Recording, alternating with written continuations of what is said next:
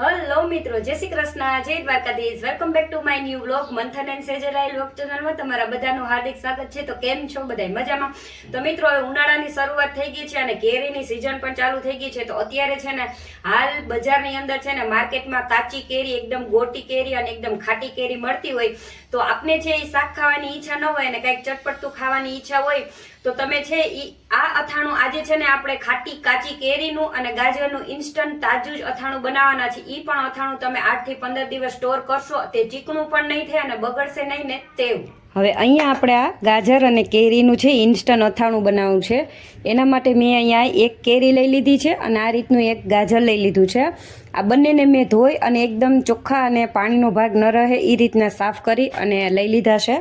તો હવે આપણે આ બંને વસ્તુને છે એ કટ કરી લેશું. તો આપણે ગાજરને છે એ શાલ ઉતારી લેવાની છે.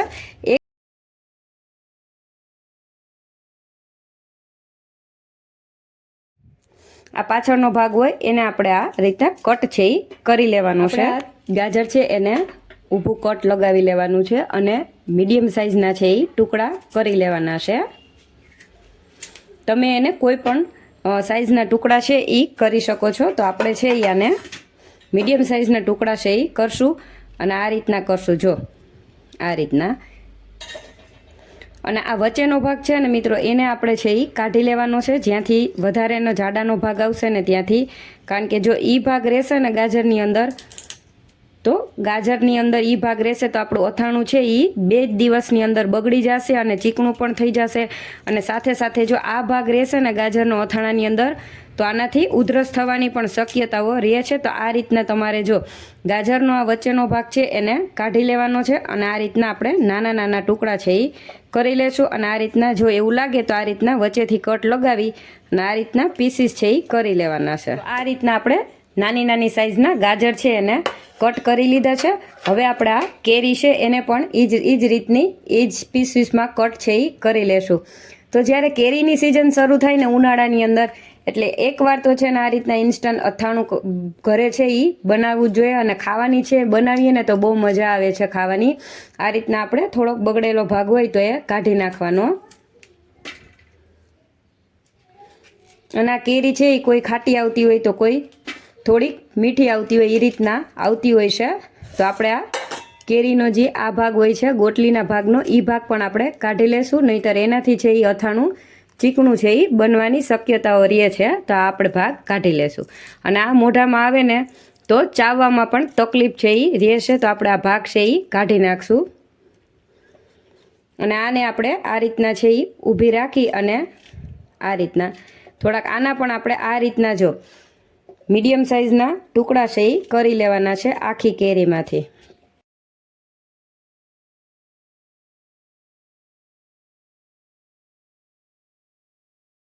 આપણે આ કેરીના ટુકડા કરેલા છે આ રીતના જો એને આપણે ગાજરની અંદર છે એ નાખી દેશું.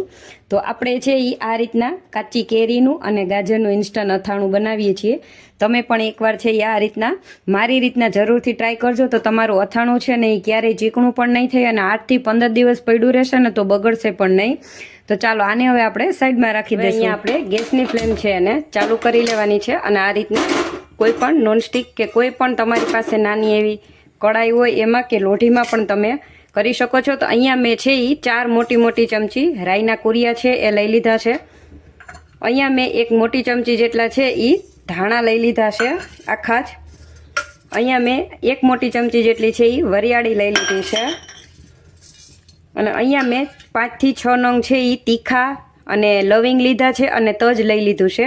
અને આપણે છે એ એકદમ મીડિયમ આંચ ઉપર છે આ બધી વસ્તુને એકદમ સરસથી છે એ સુગંધ આવે ને ત્યાં સુધી છે એ શેકી લેવાની છે. પણ એકદમ ધીરી આંચ રાખી અને આપણે આને શેકવાનું છે. તો મિત્રો આ જ રીતના જો તમે એકદમ ઇન્સ્ટન્ટ અથાણું બનાવશો ને તો તમારું અથાણું છે એ ખૂબ જ સરસ બનશે. તો અથાણાનો મસાલો આપણે છે એ ઘરે જ બનાવીએ છીએ. ઘણી વખત છે એ તમે આ રીતના રાઈના કુરિયા છે એ લઈ લેતા હોય અને કાચા છે એ લેતા હોય ને, તો જેના કારણે તમારે છે એ તમારું અથાણું છે ઇન્સ્ટન્ટ એ ચીકણું થઈ જાય છે અને બગડી જાય છે જલ્દીથી. તો આપણે છે ને આજ અલગ રીતના છે એ ઇન્સ્ટન્ટ અથાણું છે એ બનાવીએ છીએ. તો હવે આપણે આને એકદમ સરસથી છે આ બધી વસ્તુને છે એ થોડીક શેકી લેશું. અને હા, તમારે આવી રીતના જો મસાલો ન બનાવવો હોય ઘરે તો તમે તૈયાર છે એ ખાટી કેરીનું જે મસાલાનું પેકેટ મળે છે ને એ પણ તમે લઈ શકો છો. બસ આ એકદમ સરસથી આપણા આ બધા મસાલા છે એ શેકાઈ ગયા છે. તો હવે આપણે ગેસની ફ્લેમ છે એને બંધ કરી દેશું. હવે આપણે અહીંયા મિક્સર જાર લઈ લેવાનું છે અને આપણો આ શેકેલો મસાલો છે એને આપણે મિક્સર જારની અંદર છે એ નાખી દેવાનું છે.